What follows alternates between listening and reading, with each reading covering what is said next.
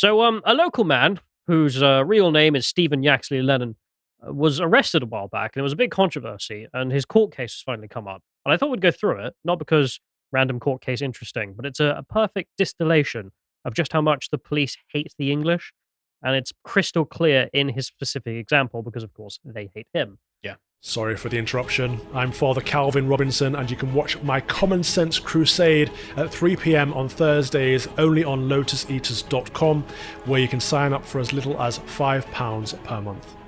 Deus Vult. And we'll get this on screen. This is Rich Inman recording at the time in which the local man was being employed by, I believe, Urban Scoop to go and film. As you can see, there's a dashingly Asian chap in the background there who's given us some good information on this, he was there to record the anti-Semitism rally, not for anti-Semitism, the opposite. They were Jews who were against it this time round. I mean, no one's going to... People accuse Tommy of being many things, but they're not going to accuse him of being an anti-Semite. Yeah. And he was turning up to report on it for his company, and the police turned up, as you can see in this video, are telling him, go away, you need to leave. And when asked why, they couldn't really give a sufficient answer until someone turned up and said there was a Section 35 order. Now, this is British law saying that you can remove someone from an area if you believe there's going to be a serious amount of violence or reason to get rid of them. And okay, that's what they said. The police kept insisting that it was completely proper once they removed him physically from this place. As you can see, this is them on Twitter at that time. Refusing to mention him at the start as well. They were like, refuse to comply with our disperse order, Section 35. 40-year-old local man. Yes, 40-year-old local man from Luton. We are aware that this man suggested he was in the area as a journalist. This was not a relevant factor to his arrest. It was an obvious lie. Yeah. Obviously, they went on to name. Are we allowed to fat shame the Met? Or is that a crime? I mean, it is kind of silly, isn't it? I'll be honest. Yeah. I mean Tommy should have just legged it. What's Bro going to do? Chase him down? But the point being that they just lied. They lied to no end because there was no Section 35 dispersal order. They keep getting rid of all fitness tests, don't they? Because there was actually, we did a story that the test was sexist. Well, like the beep test or something. So they just get rid of it. Yeah. Wouldn't be surprised. I do want to run us back to memory lane as well. Because remember, when the police issue something like this, the state issues a statement saying, we've done nothing wrong. And you're a journalist. What's your job? Oh, it is to take whatever the official pronouncement from the institution is and repeat it uncritically to as many people as you can. Yeah, you just copy paste it. You're damn right. He's been down this road before. Yeah, this is the Huffington Post at the time being like, why was he arrested? And if you scroll down to the bit where like, why was he arrested? It was like, well, the police explained in a statement. Well, there we go. That's all we need to know. No more investigation needed. I will be a mouthpiece for the state. Cool. That's literally what they are. I do think, I know everyone knows this here, but I just think this far-right thing is getting a bit silly with Tommy, the way they put it at the start of every article. Because look at his views.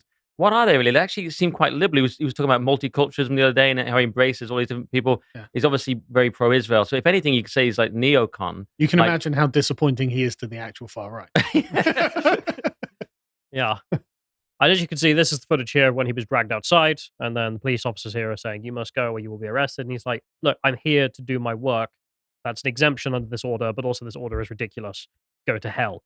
And then they decided to physically drag him out. I'm going to do the audio on this, quite loud. There we are. You can see them dragging him out there. Knocked over that woman. Good job, Matt. And then eventually they pepper spray him in the face. Because why not? They had several officers surrounding him. They were physically removing him already. So one of them, I couldn't find the original footage, literally just goes into his jacket, pulls out some pepper spray, and just sprays his eyes, and puts it back in. Look, they're just like, I'll injure 1 million women before I let this man wander around and do his job. There was shocking, the pepper spray. You sort of go, why so excessive on this one person? The obvious answer, because he's an avatar for everything they don't like. Yes. And they've been trained, Pavlovian style, to consider him to be just an evil. Yeah. That's it. His mere presence was enough to get everyone in on physically removing him, pepper spraying in the face. I mean, this is a video of him. Does it really take a dozen men to remove? Well, if he's the heart of all evil, Sauron himself has appeared to support Jews. Which is all right. There we are. I mean, he was standing around by people who are openly Jewish. We know how the Met feels about that. Yeah. So that's what happened a while back. And then this has all gone to court after all the expense and everything else. I thought we'd just enjoy, what's happened. Because what's happened is that, it was all shown to be bollocks. Oh. Funnily imagine. Let's enjoy this. That the crowd was yelling at him. I know, but he's the one who falsified evidence. I actually really respect his honesty. He just stood there and admitted it. I was so like, really? You're just going to admit that? And that you don't have a lawful order? He just said, well, we haven't got a lawful order. He's already told the judge that none of this is lawful. And that he was a senior ranking police officer. I was surprised by his lack of intelligence as well. Shocked that someone with that low IQ can make it to the top of the police. But yeah. No, you should have watched it. It was so cringeworthy. He didn't have a clue. And then he blamed everything on dyslexia. The reason I falsified the evidence was because I was dyslexic. It's like, and my laptop battery is dead. Yeah, I'm starting to think it might not be IQ that gets you far in the police. I've heard it's more about how you play the system and politics. I'm starting to think that maybe a higher IQ would be a detriment to advancing in the police, actually. Yeah. You might Hey, start isn't this a bit too Yeah. tier? Yeah. Shut up. Yeah. No, I think genuinely they advance people who aren't terribly smart because they're compliant. Yeah, I've spoken to police and former police about this because sometimes I have a pop at the police on GB or whatever, and they say, "Well, hey Nick, it's not all of us." I've actually spoken to them about it, and they'll say, "Yeah, it's if you really want to do the job properly, it doesn't really work out so well. It's much more about getting ahead, brown nosing, etc." Yeah, like it is in so many jobs, obviously. But that's wrong. Yes, Especially as something as important as safety. Yeah, I don't know, dealing with crime. Maybe we should have this work. Yeah. Because that is him coming out of the court case. So this is, the bad man here. Yeah. And he's saying, well, I've just listened to the police officer admit that he falsified evidence, which... Is he going to get fired? Is there going to be any accountability for this at all? Or is it because it's this local man that it's totally fine for him to do it? Now, this was to do with getting the date wrong on the form, right? Worse. So we'll get to that in a bit, Okay. I suppose, the specifics. But that's someone tried to get the date right. That's what was announced there. I've got the next one here, which is that you can see someone from Sky News turned up. Oh, yeah. Talk to the bad man. And that low IQ point you mentioned seems to be infecting wider society. Because as we can see here, it's not just the police. Really by an appointed judge. Yes. By an appointed judge. Yes, and that's by an due appointed to judge. the severity of And unfortunately, the alleged offence. the severity. That's what courts do. The severity. They start off at the magistrate's court and it goes up. It's due to the severity of the alleged offence. What was my alleged offence?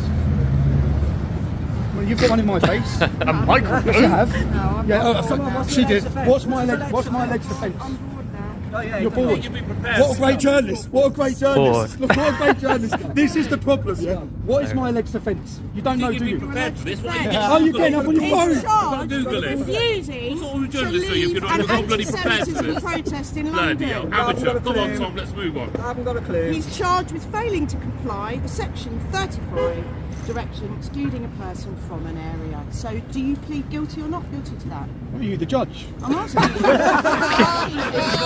What are you, the judge? Listen, you have no... No, this is what we do, right? Journalists will come to court, and if you've got something to say, we want Journalists you to answer hear questions. what I've you asked you want to questions say, multiple times. and then you go into court, and that's it. I'm asking you to make a statement. That's all. That's, asked me to make a that's statement. normal. I thought as a journalist you'd know that. Let's give up the keys. Oh! What am I watching? Professionals at work, Callum. It's just... You're calling her low IQ, but to be fair, she did successfully operate Google to find out what the case was about. See how rapidly she found out. That was impressive. Well, When she showed up, she had no idea, obviously. But Just look at the professionalism of the entire system. So the police are like, yeah, we made up the thing that wasn't real. And the journalists say, yeah, I don't know what you were charged with. Well, that's good because it was made up. It wasn't real. And then the court case, I assume, get thrown out. So, total lack of professionalism from any of them. What is British society? I mean, the entire media, the entire policing service are just people who don't know how to do anything. I mean, they're acting like school children. yeah, at this point, you'd almost want them to be evil yet but efficient. You know what I mean? Yeah. They're just shit. But the thing is, they may as well all just be admitting, yeah, no, we hate you because we've been trained to hate you. Because you are who you are, and we are paid by the people who pay us, and they've told us you're the bad man. So it doesn't matter if there's an actual order or there's a crime. It doesn't matter if I don't know what the hell has happened. My entire job is just to be a parrot. Yeah, I literally, not even a parrot, because a parrot doesn't judge you. My job is to sit here and call you evil while they tell me you're evil. I don't need to know rules or laws or facts or anything like that. Look at her face. She got all that camera equipment, got up in the morning, went to the office, got the stuff. Where are you going to do this story? We're going to go to the courthouse, Tommy Robinson, blah, blah, blah. He's already bad. Traveled all the way there. At no point did she think, you know what, maybe I should ask, do what it's about. But literally, if Sauron's like, okay, but what am I charged with? I don't know what Gandalf is charging Sauron with, and I don't care. Like, it doesn't matter. And look at her face. She looks so smug. Yeah, got you now. It's like, what are you talking about? Like, you have arrived with nothing. Just children fighting. So what was funny about this is, of course, that it went to court, and after the acting police officer admitted he just made it up, this got thrown out. And the judge was sitting there just going, "What? Like, why did you admit that?" So the defense barrister apparently said, "Quote: Can we have any confidence that there was a lawful order in place?" To which the police officer said, "No." Case dismissed. I'm not. That's the stupidest thing I've ever seen.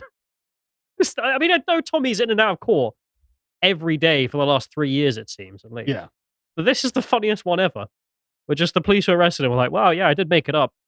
I was actually slightly surprised that the BBC, the BBC admitted it, and they also admitted he was pepper sprayed. I was reading the article, going, I'm kind of surprised they even put that in. You know what I mean?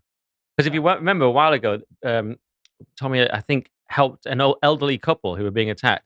BBC reported it, and they literally did use local man. They said a man sort of helped out, and they didn't even name him. Really? Yeah, that's I a didn't real even thing. hear about that. Yeah, that's a real thing. Why would you? Yeah, why would I?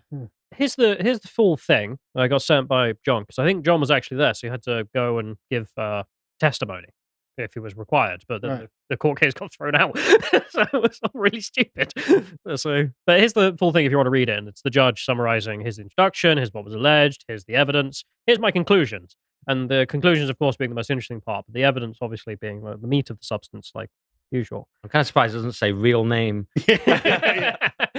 Stephen Lennon. Yeah. So the thing that's really funny is that the judge is listening to the police officers giving their evidence, and their evidence is that we fucked it, which is not a very convincing case for the prosecution.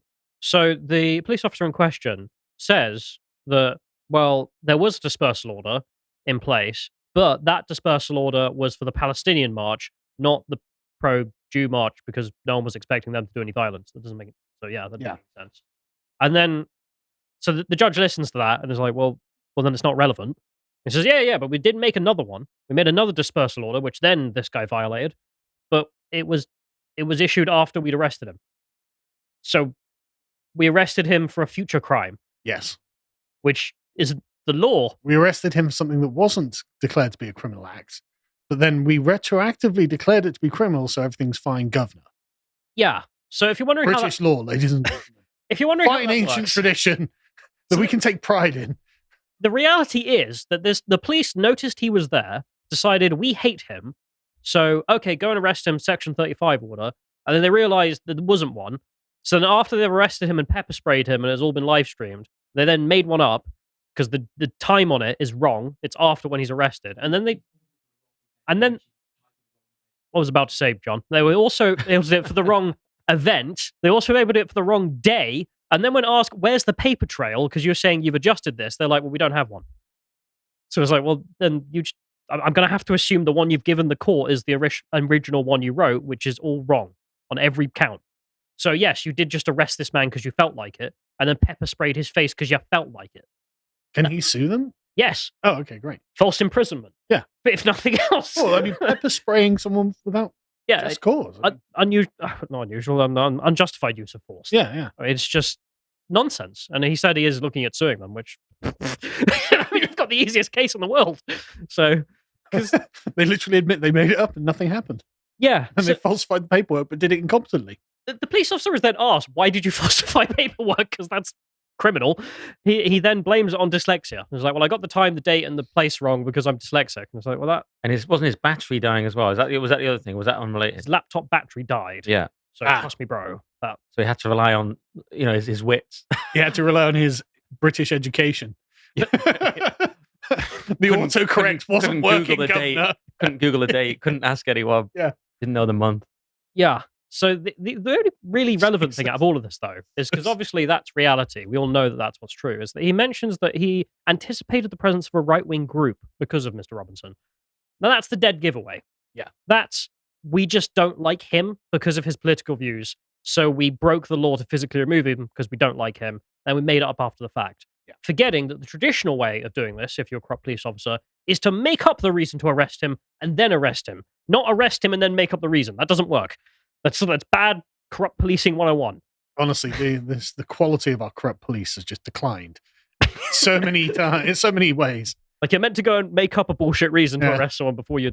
In the 70s, they wouldn't have done it like this. No. I'm saying. The decline is real, man. But that's one thing. What's amazing is that court case happened on the same day as St. George's Day. So what happened in response to St. George's Day is some English patriots turned up in London, dressed in St. George's crosses. And of course, this being a patriotic thing, the police turned up and beat the shit out of them. Yeah. Because why wouldn't they? Nothing better to do. So this here was sparked by the fact the police turned up and arbitrarily decided to block off this road with their vans. You can see on the periphery there. And then on the pavement, they also decided to block it off with their bodies so that you couldn't move. And obviously this led to a scuffle, because why did you do that? I mean, they seem to be quite aggressive with these people for some reason. Yeah. What were they doing apart from walking along? Bring the horses in, bring the battens in, beat the crap out of them. It's just an excuse. Did you see Tom Tugendhat's tweet on that? No. He said, "These men aren't patriots, they're just thugs."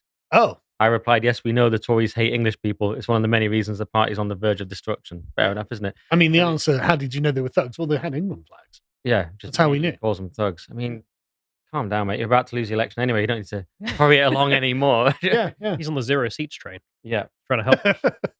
But the obvious comparison that everyone made was, well, this is, trending. Here's Eid at the top here, where the police officers here are getting bin bags thrown at them and missiles, whereas the English guys at the bottom, just they don't have any missiles.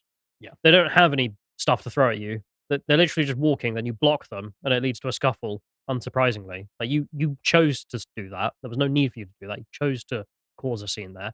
Whereas when you are physically being attacked by Muslims, you did nothing. In fact, you ended up retreating in that footage. Yeah, but the Muslims have a love symbol, and the English patriots have a hate symbol. What are the two symbols?